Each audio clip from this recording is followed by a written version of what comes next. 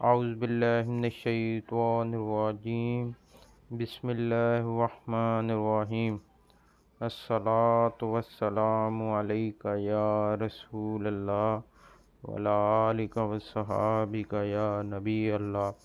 حضرت عبداللہ بن عمر رضی اللہ تعالی عنہما سے روایت ہے، رسول اللہ صلی اللہ علیہ وآلہ وسلم نے فرمایا، اللہ کی بندیوں کو مسجد میں نماز پڑھنے سے منع نہ کرو۔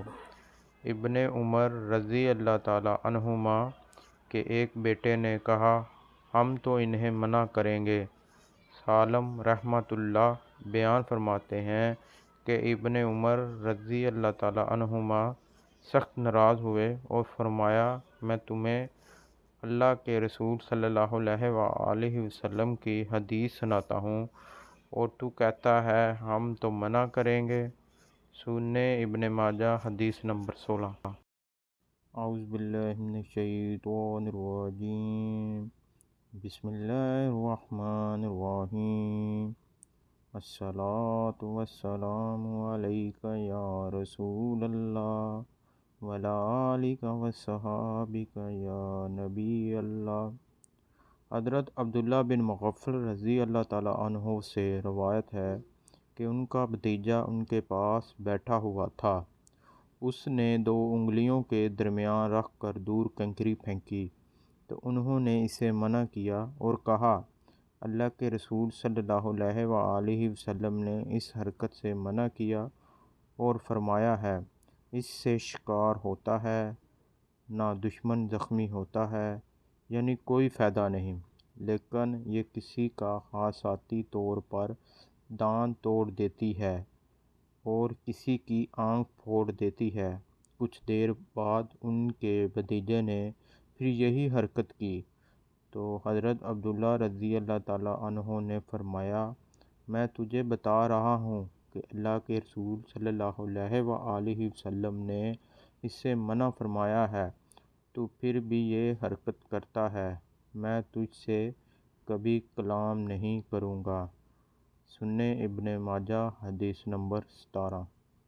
اعوذ باللہ من الشیطان الرجیم بسم اللہ الرحمن الرحیم الصلاۃ والسلام علیک یا رسول اللہ وعلی آلک وصحابک یا نبی اللہ۔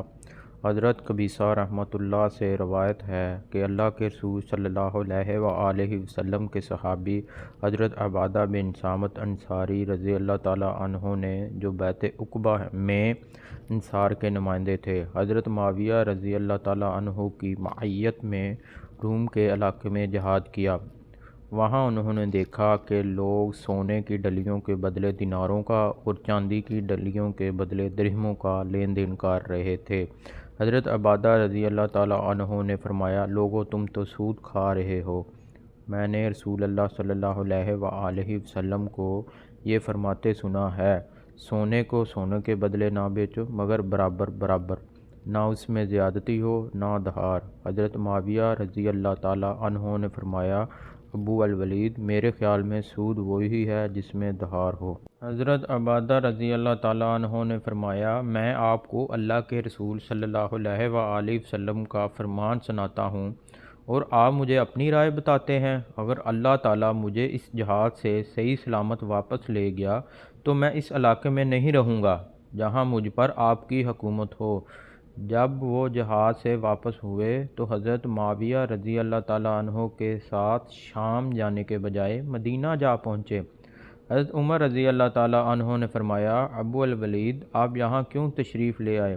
حضرت عبادہ رضی اللہ تعالیٰ عنہ نے واقعہ بیان فرمایا۔ حضرت معاویہ رضی اللہ تعالیٰ عنہ کے ساتھ رہنے کے بارے میں جو کچھ کہا تھا وہ بھی بیان فرمایا۔ حضرت عمر رضی اللہ تعالیٰ عنہ نے فرمایا، ابو الولید، اپنے علاقے میں واپس چلے جائیے، اللہ برا کرے اس علاقے کا جس میں آپ اور آپ جیسے افراد نہ ہوں، اور حضرت معاویہ رضی اللہ تعالیٰ عنہ کو لکھ بھیجا، حضرت عبادہ رضی اللہ تعالیٰ عنہ پر آپ کی کوئی حکومت نہیں، اور حضرت عبادہ رضی اللہ تعالیٰ عنہ نے جو کچھ کہا ہے لوگوں سے اسی کے مطابق عمل کراؤ، کیونکہ شریعت کا حکم یہی ہے۔ سنن ابن ماجہ حدیث نمبر 18۔